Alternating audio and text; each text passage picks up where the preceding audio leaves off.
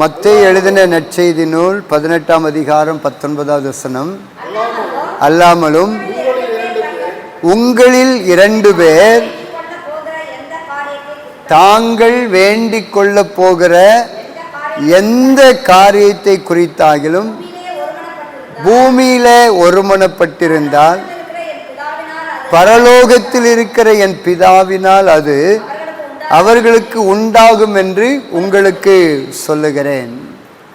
இது ஆண்டவராகிய இயேசு கிறிஸ்து நமக்கு கொடுத்த வார்த்தை. இந்த பூமியில எந்த ஒரு காரியத்தை குறித்தாகிலும், ஊழிய காரியமாக இருந்தாலும் சரி, தேசத்தை குறித்ததான காரியமாக இருந்தாலும் சரி, நம்முடைய குடும்பத்தை குறித்த காரியமாக இருந்தாலும் சரி, எதுவாக இருந்தாலும் சரி, ஆண்டவர் அப்படிதான் சொல்றார். எந்த காரியமாக இருந்தாலும் இந்த பூமியில 2 பேர் ஒருமனப்பட்டிருந்தால் அங்கே எழுதப்பட்டிருக்கிறது, பரலோகத்தில் இருக்கிற என் பிதாவினால் அது அவர்களுக்கு உண்டாகும்.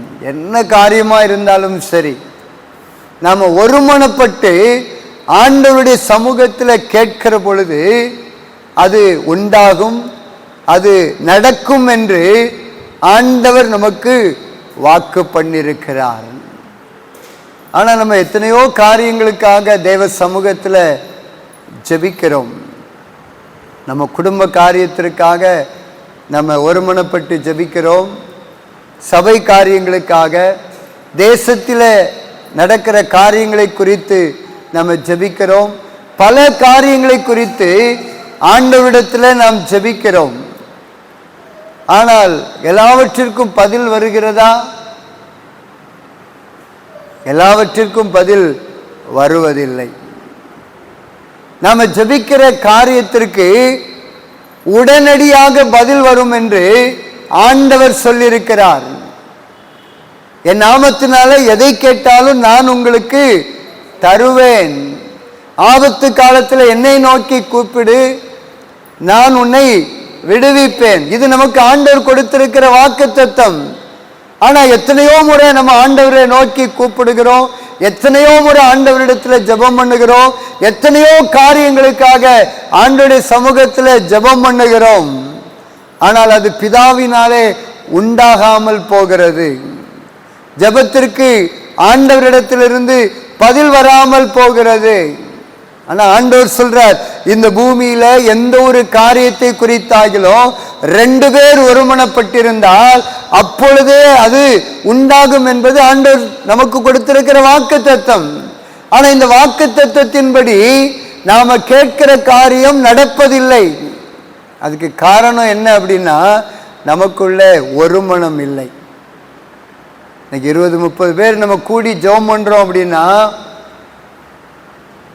ஆண்டவர் சொன்ன வார்த்தையின்படி நம்ம ஒரு மனதோடு கூட ஜெபம் பண்ணினால் அது அப்படியே நடக்கும். ஆண்டவருடைய வார்த்தை ஒரு நாளும் மாறாது. இங்க எழுதப்பட்டிருக்கிற வார்த்தையினுடைய ஒரு எழுத்து, அதில் இருக்கிற ஒரு உறுப்பு கூட மாறாது.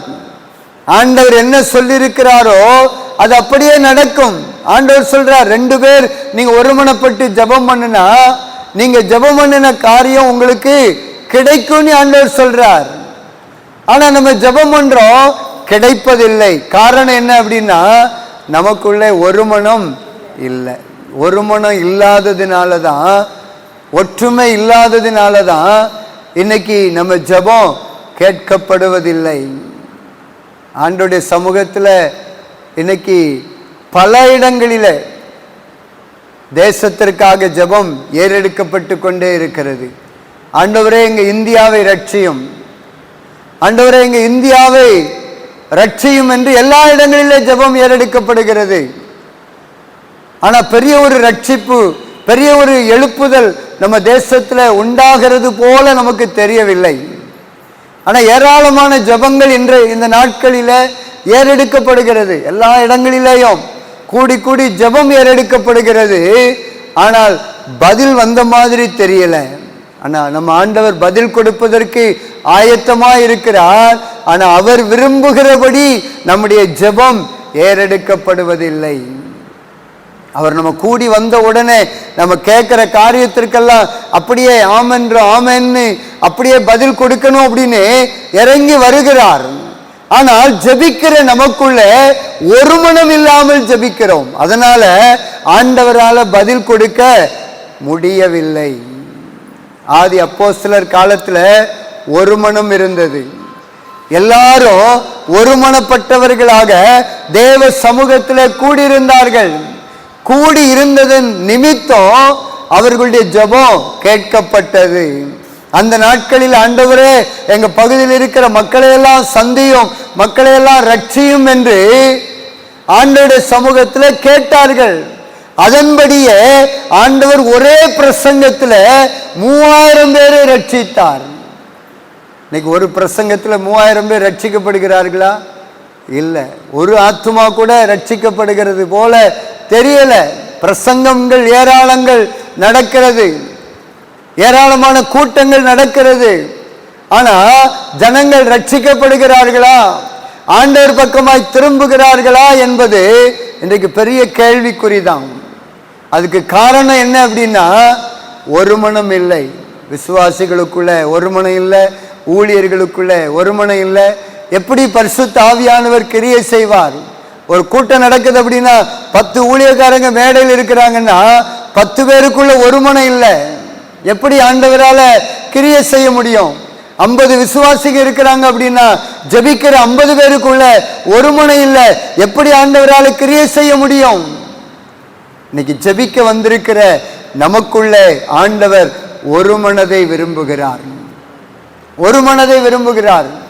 அப்போஸ்தலர்கள் ஒருமனப்பட்டு எங்கும் கூடி வந்தார்கள். அப்போஸ்தலர் நடவடிக்கைகளில் அதை குறித்து ஆண்டவரே எழுதி வைத்திருக்கிறார். அப்போஸ்தலர் நடவடிக்கைகள் 2ஆம் அதிகாரம் 46வது வசனத்தை வாசிக்கிற பொழுது, அவர்கள் ஒருமனப்பட்டவர்களாய் தேவாலயத்தில் அனுதினமும் தரித்திருந்து வீடுகள் தோறும் அப்பம் விட்டு மகிழ்ச்சியோடும் கபடமில்லாத இருதயத்தோடும் போஜனம் பண்ணி அவங்க என்ன பண்ணாங்க? செயல்பட்டார்கள்.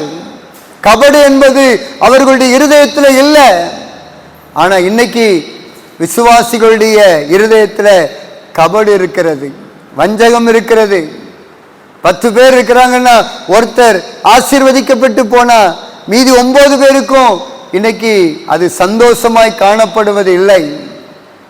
10 பேர் இருக்கிறாங்கன்னா ஒருத்தர் நல்ல நிலைமைக்கு வருகிறது, மீதி 9 பேருக்கு பிடிப்பதில்லை.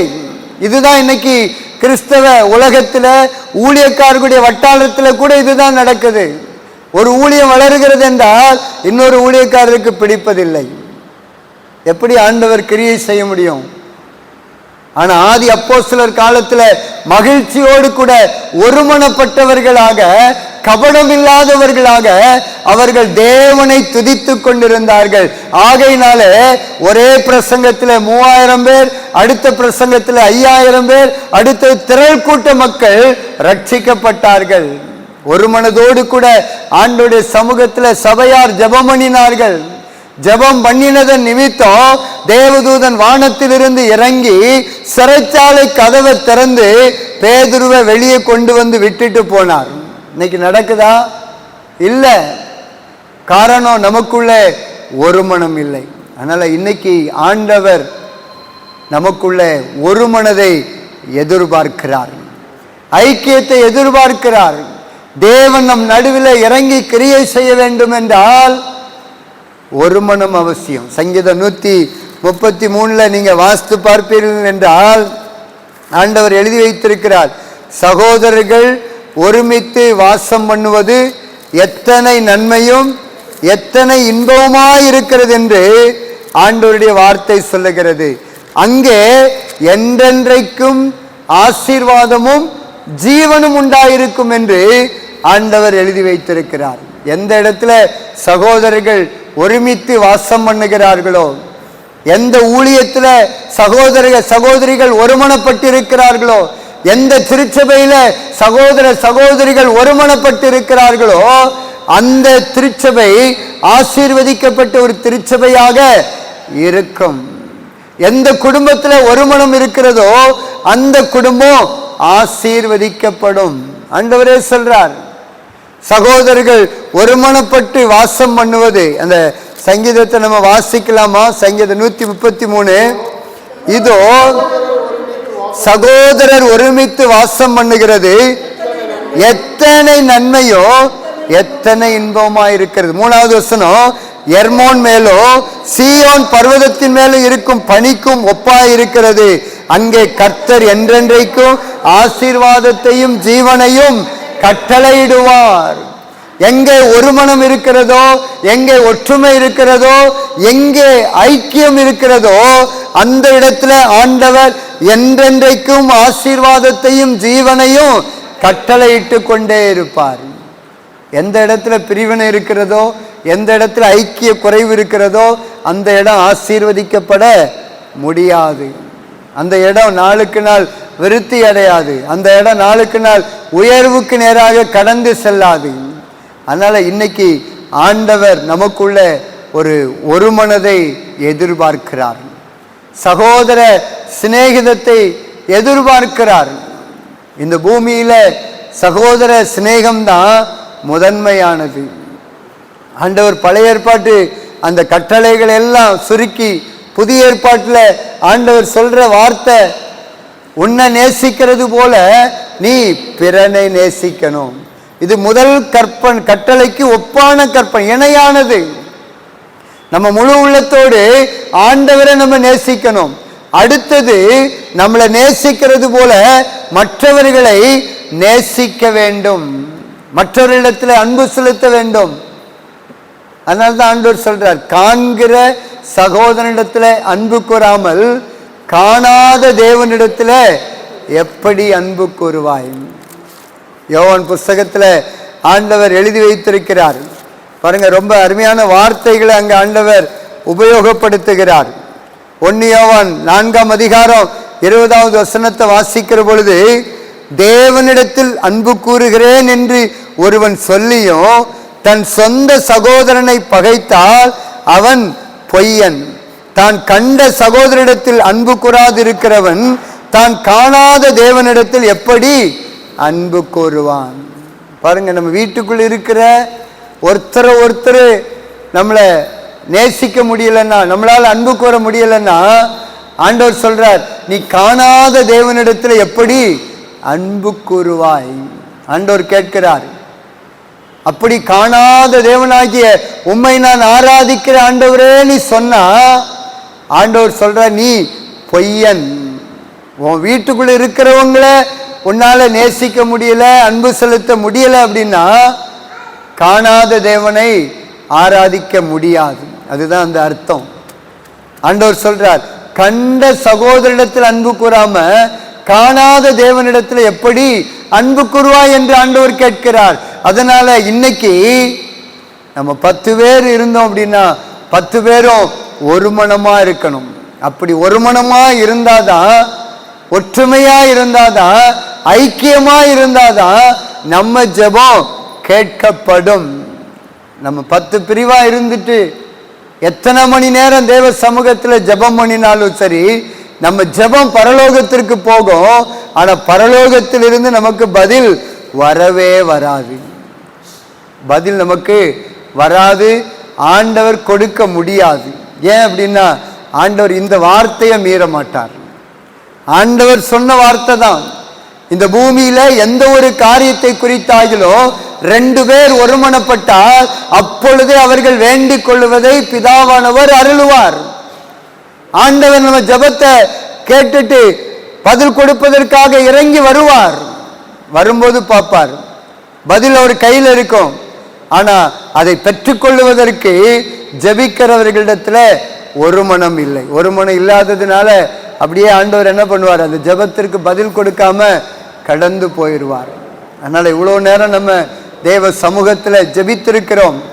இந்த சபையினுடைய தரிசனமாகிய 2000 பேர் என்கிற 2000 ஆத்துமாக்கள் என்கிற இந்த தரிசனம் நிறைவேற நம்ம ஜெபித்திருக்கிறோம். இந்த ஜெபத்திற்கு ஆண்டவர் பதில் தர வேண்டும் என்றால், திருச்சபை மக்களாகிய நாம், இன்றைக்கு விசேஷமாய் கூடி வந்திருக்கிற நாம் ஒருமனப்பட்டவர்களாக நாம காணப்பட வேண்டும். ஆண்டவர் பதில் எடுத்துட்டு வந்திருக்கிறார். 2000 ஆத்துமாக்கள் என்கிற அந்த தரிசனத்தை நிறைவேற்றுவதற்காக ஆண்டவர் வந்திருக்கிறார். அவருடைய தூதர்கள் எல்லாம் ஆயத்தமா இருக்கிறாங்க. இந்த ஆலயத்தை சுற்றிலும் இருக்கிற எல்லா மக்களை ரட்சித்து இழுத்து உள்ளே கொண்டு வருவதற்கு அவர்களுடைய தூதர்கள் ஆயத்தமா இருக்கிறாங்க. இன்னைக்கு நாம பெற்றுக்கொள்ளுகிற நாம் ஒரு மன வாழ்க்கைக்கென்று ஒப்பு கொடுக்க வேண்டும். ஒரு மனதோடு கூட கூடி ஆராதிப்பதற்கு, ஜெபிப்பதற்கு நம்மை அர்ப்பணிக்க வேண்டும்.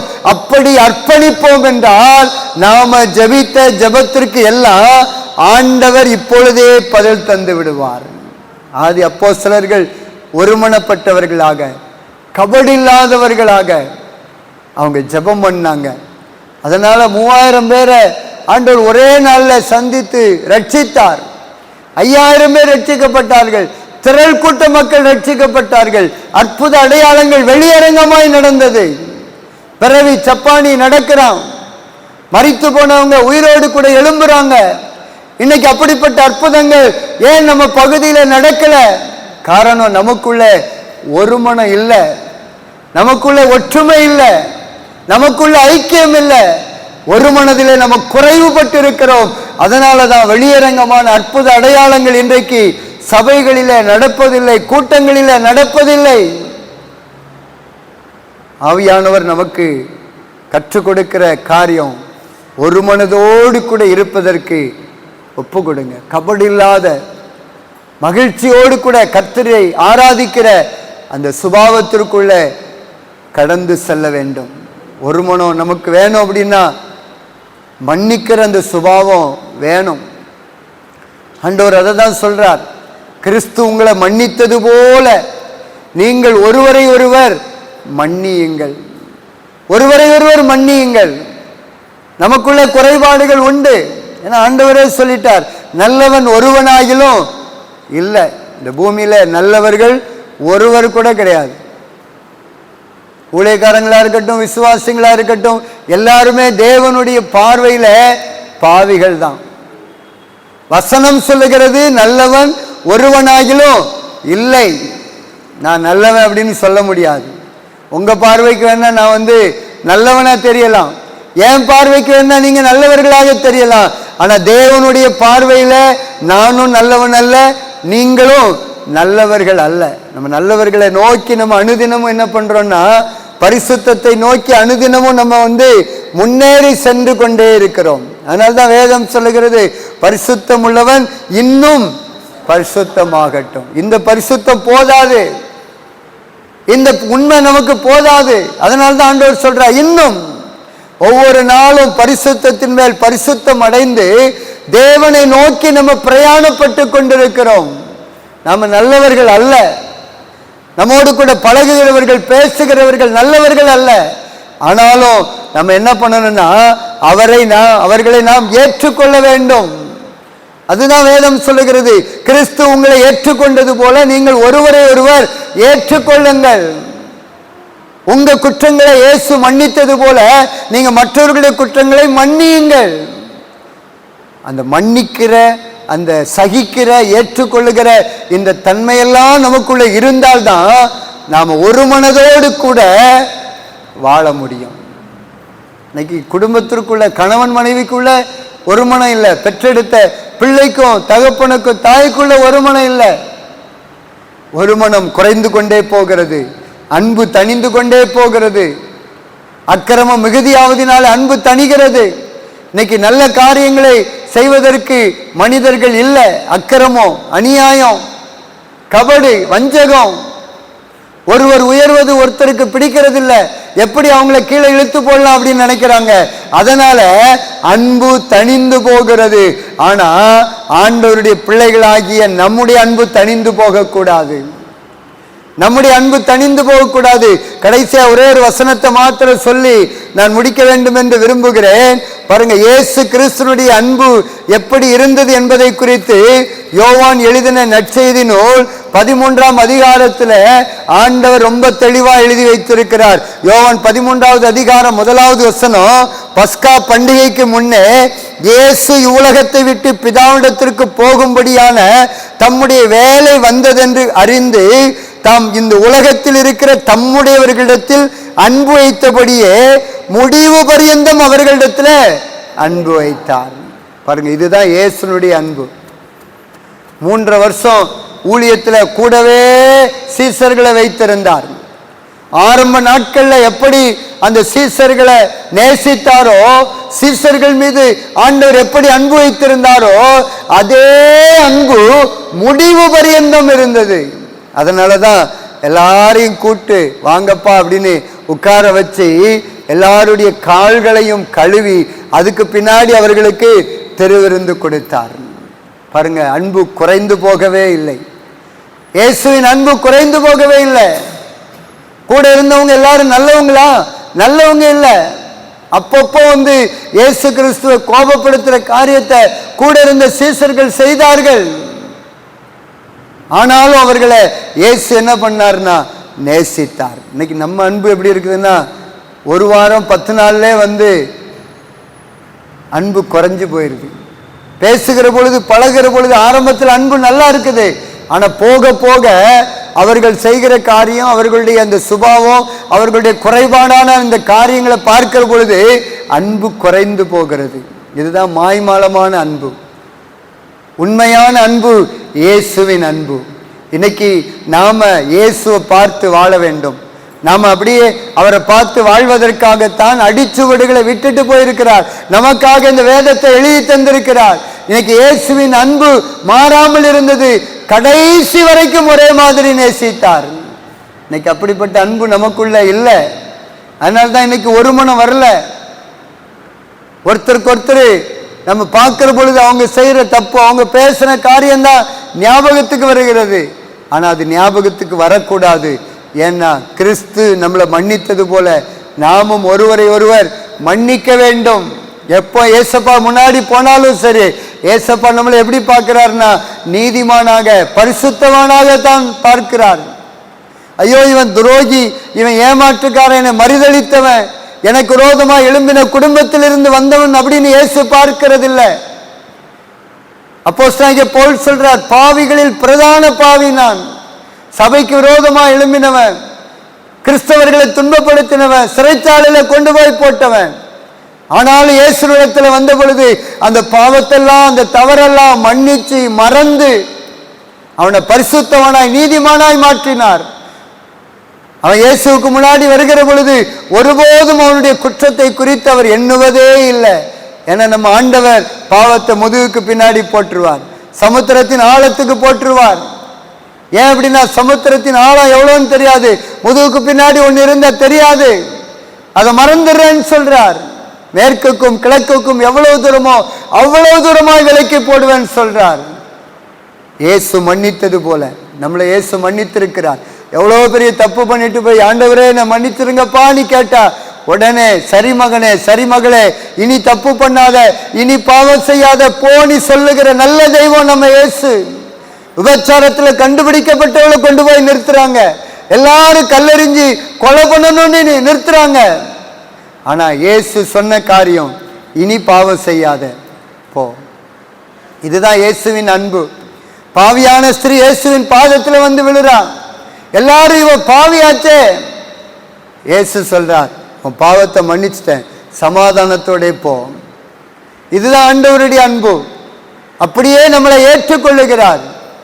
ஆனா நாம மாத்திரம் யாராவது நமக்கு விரோதமா பேசிட்டா, யாராவது நமக்கு விரோதமா ஒரு காரியத்தை செஞ்சிட்டா அதையே நம்ம சொல்லிக்கிட்டே இருக்கிறோம், மன்னிக்க முடிவதில்லை.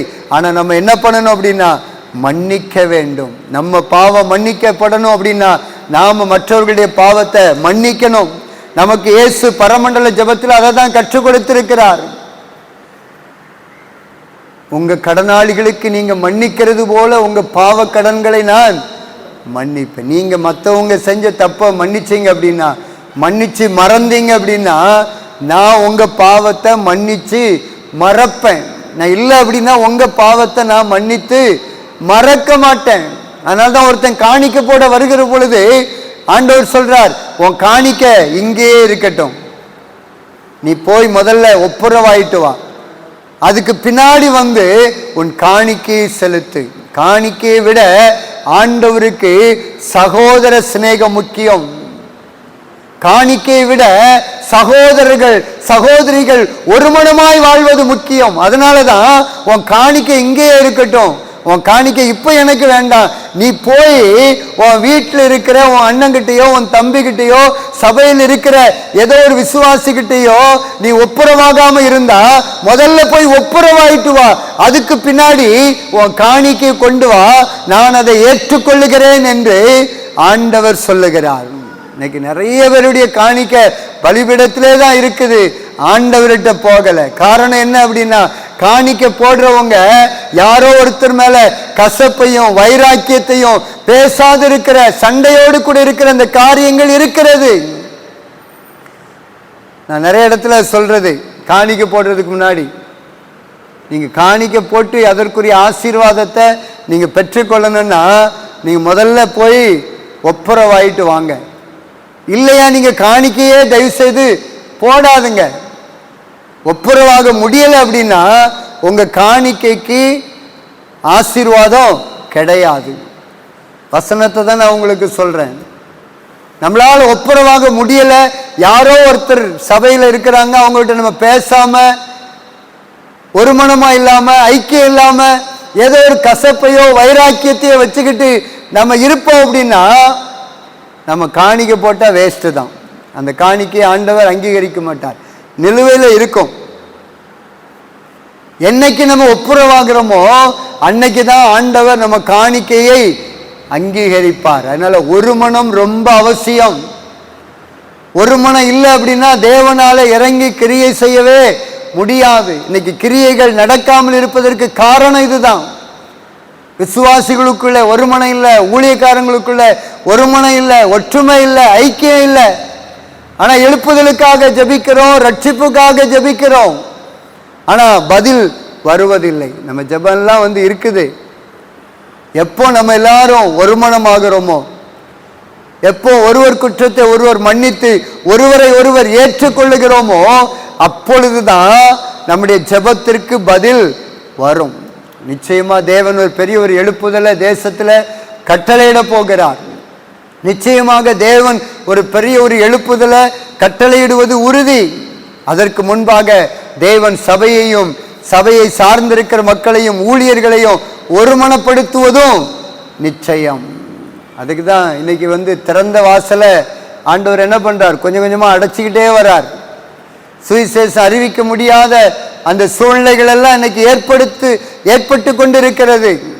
நம்ம தமிழ்நாடு பரவாயில்ல, வட மாநிலத்திற்கெல்லாம் போனா வெளியே யாருக்கிட்டையும் இயேசுவை பத்தி சொல்லவே முடியாது, ஒரு கைப்பிரதி கூட கொடுக்க முடியாது. ஒரு வீட்டில் ஜெப கூட்டம் நடந்தாலே போலீஸ் வந்துடும். அப்படிப்பட்ட சூழ்நிலைகள் எல்லாம் நம்ம வாழ்கிற இந்தியாவில் இருக்கிறது. இந்த நெருக்கத்தெல்லாம் ஆண்டவர் ஏன் கட்டளையிட்டு கொண்டிருக்கிறார் என்றால் அப்பதான் நம்ம ஒருமனப்படுவோம், அப்பதான் நமக்கு ஒற்றுமை வரும். 2000 மதமாற்ற தடை சட்டம் நம்ம தமிழ்நாட்டுக்கு வந்தது. அப்போ பார்த்தீங்கன்னா எல்லா ஊழியக்காரர்களுக்குள்ள ஒற்றுமை, எல்லா ஊழியக்காரர்களுக்குள்ள ஐக்கியம், எல்லா ஊழியக்காரங்களும் சேர்ந்து ஜெபம் பண்ணாங்க, விசுவாசிகள் எல்லாம் சேர்ந்து ஜெபம் பண்ணாங்க. கர்த்தர் அந்த ஜெபத்தை கேட்டார். அடுத்த 6 மாசத்துல யார் மதமாற்ற தடை சட்டத்தை கொண்டு வந்தாங்களோ அவங்களே அதை நான் ரத்து பண்ணுகிறேன்னு ரத்து பண்ணினாங்க. ஆண்டவர் ரத்து பண்ண வச்சார். ஆண்டவரால் முடியாத காரியம் எதுவும் இல்லை. யார் கொண்டு வந்தாங்களோ அவங்களே ரத்து பண்ணாங்க. அதுக்கு காரணம் ஒருமனப்பட்ட ஜெபம். ஒருமனப்பட்ட ஜெபம் நமக்குள்ள இருக்கும் என்றால் எப்படிப்பட்ட காரியத்தையும் நம்மால சாதிக்க முடியும். ஜெபத்தினாலே முடியாத காரியம் என்பது எதுவுமே கிடையாது. மூளையினாலே முடியாதது முழங்கால் ஜெபத்தினாலே முடியும். என்ன காரியமா இருந்தாலும் சரி நம்ம ஒருமனப்படணும். அதனால எல்லாரும் ஒவ்வொரு விதமா இருப்பாங்க, ஒவ்வொருத்தரும் ஒவ்வொரு விதமா பேசுவாங்க. ஆனாலும் நம்ம என்ன பண்ணணும் அப்படின்னா எல்லாரையும் ஏற்றுக்கொண்டு நம்ம ஒருமனப்பட்டவர்களாக, நமக்குள்ள கபடு இல்லாம வஞ்சகம் இல்லாம எப்படி ஆதி அப்போஸ்தலர்கள் ஒருமனப்பட்டிருந்தார்களோ அதே போன்று நாமும் ஒருமனப்பட்டிருப்போம் என்றால் பிதாவினாலே அது உண்டாகும். உங்க குடும்பத்தில் என்ன காரியமா இருந்தாலும் சரி, என்ன பிரச்சனையா இருந்தாலும் சரி, கணவன் மனைவி ஒருமனப்படுங்க, பிள்ளைகள் அப்பா அம்மா ஒருமனப்படுங்க. ஒரு மனதோடு கூட தேவ சமூகத்தில் நீங்க ஜெபம் பண்ணுவீர்கள் என்றால் ஆண்டவர் சொன்னபடியே அப்பொழுதே அது உண்டாகும். நம்ம எல்லாரும் அப்படியே தேவ சமூகத்தில் எழுந்து நிற்கலாமா? கேட்ட சத்தியத்திற்கு நம்மை அர்ப்பணிக்கலாமா? ஆண்டவர் உங்களோடு பேசியிருக்கிறார், என்னோடு கூட பேசியிருக்கிறார். நமக்குள்ளே ஒரு மனம், நமக்குள்ளே ஒரு மனம். இந்த பூமியில எந்த ஒரு காரியத்தை குறித்தாகிலும் 2 பேர் ஒருமனப்பட்டிருந்தால் அப்பொழுதே அவர்கள் வேண்டிக் கொள்வதை பிதாவானவர் அருளுவார், பிதாவானவர் தருவார். இது ஆண்டவர் நமக்கு கொடுத்திருக்கிற வாக்குத்தத்தம். ஒரு மனதில, ஒற்றுமையில, ஐக்கியத்துல நம்ம எந்த நிலைமையில் இருக்கிறோம்? கொஞ்சம் நிதானிங்க. யாரோடாவது பேசாம, யார் மேலேயாவது கசப்பு வைராக்கியத்தை வச்சுக்கிட்டு இருப்போம் அப்படின்னா ஆண்டவர் சொல்றார், மகனே மகளே, நீ போய் ஒப்புரவாகு. அப்பந்தான் உன்னுடைய ஆராதனையை நான் ஏற்றுக்கொள்வேன். காண்கிற சகோதரிடத்தில் அன்பு கூறாம என்னை நீ ஆராதிக்கவே முடியாது. உன் காணிக்கை அங்கீகரிக்கப்படணும் அப்படின்னா நீ போய் முதல்ல ஒப்புரவாகு. அப்பந்தான் உன் காணிக்கை நான் அங்கீகரிப்பேன். உன் ஜெபம் கேட்கப்படணுமா? வசனம் சொல்லுகிறது, நீங்கள் நின்று ஜெபம் பண்ணும் போது யார் ஒருத்தர் மேல உங்களுக்கு குறைபாடு உண்டானால் அவர்களிடத்துல போய் ஒப்புரவாகிட்டு வந்து ஜெபம் பண்ணுங்கன்னு ஆண்டவரை எழுதி வச்சிருக்கிறார். இன்னைக்கு நம்ம ஜெபம் பண்ணி இருக்கிறோம். ஜெபத்திற்கு பதிலை ஆண்டவர் தருவதற்கு ஆயத்தமாயிருக்கிறார். ஆண்டவர் கொடுக்கிற அந்த பதிலை நம்முடைய கண்கள் காண வேண்டும் என்றால் இன்னைக்கு ஒரு மனதிற்கு ஒப்பு கொடுப்போம். ஆண்டவரை, நான் எல்லாரோடு கூட ஐக்கியமா இருப்பேன். இந்த வார்த்தையை நம்ம எல்லாருமே சொல்லணும்னு ஆண்டவர் எதிர்பார்க்கிறார். எனக்கு விரோதமா செயல்பட்டவர்களை கூட நான் மன்னிச்சு ஏற்றுக்கொள்ளுவேன்ப்பா. அவங்களையும் நேசிப்பேன்.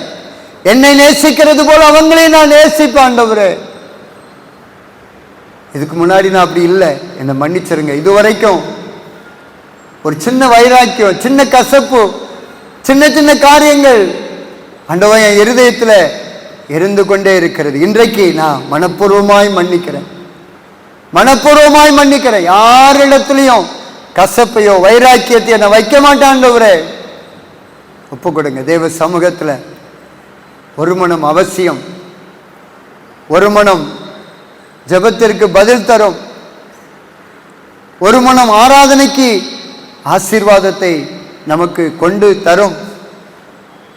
ஒரு மனம் நம்ம காணிக்கைக்கு பல மடங்கான ஆசீர்வாதங்களை நமக்கு கொண்டு வந்து கொடுக்கும். இன்னைக்கு நமக்குள்ளே ஒரு மனம் இல்லை, ஒற்றுமை இல்லை, ஐக்கியம் இல்லை. ஆவியானவர் பேசுகிறார்.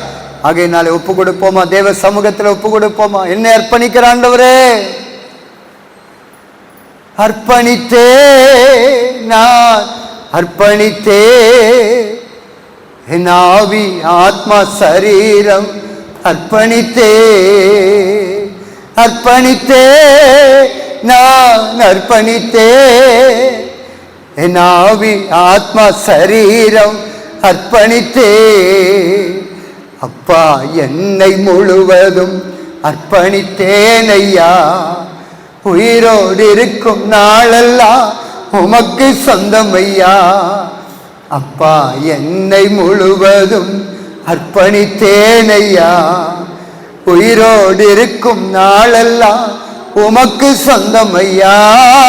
அர்ப்பணித்தே, நான் அர்ப்பணித்தே, அர்ப்பணித்தே, நான் அர்ப்பணித்தே, என் ஆவி ஆத்மா சரீரம் அர்ப்பணித்தே.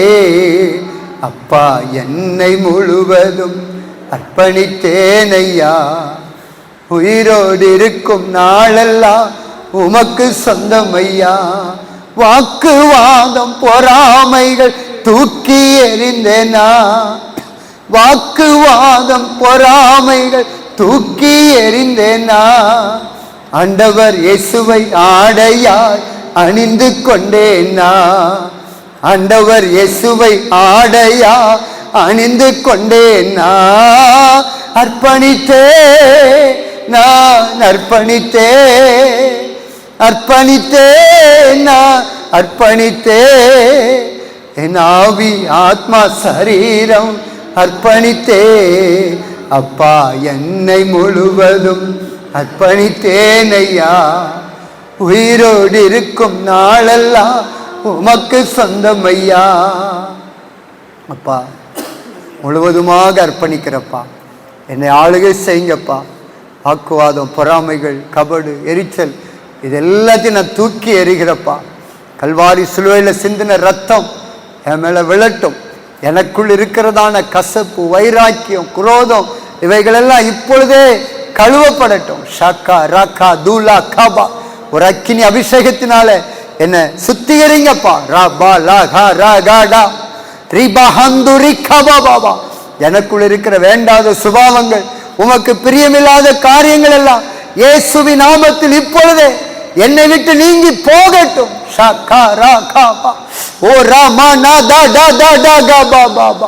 ஆண்டவரே, ஒரு மனம் எவ்வளவு முக்கியம், எவ்வளோ இந்த ஐக்கியம் முக்கியம் அப்படிங்கிறத ஆண்டவரே எங்களுக்கு வசனத்தின் மூலமாய் தெளிவாய் காண்பித்தீங்க. நன்றி அப்பா. ஒரு மனம் இல்லைன்னா எங்க ஜெபம் கேட்கப்படாது. ஒரு மனம் இல்லை அப்படின்னா நாங்க பண்ற ஆராதனை வீண். ஒரு மனம் இல்லை அப்படின்னா நாங்க கொடுக்கிற காணிக்கை வீண் என்று ஆண்டவரே எங்களோடு கூட பேசினீங்கப்பா. இந்த வார்த்தைக்கு எங்களை கீழ்ப்படுகிறோம், இந்த வார்த்தைக்கு எங்களை அர்ப்பணிக்கிறோம். ஷக்கரோ ரமஹந்தோ ரிகபா பாபா. பேசுங்க, ஆண்டவரோடு கூட பேசுங்க, ஆண்டவரோடு கூட பேசுங்க.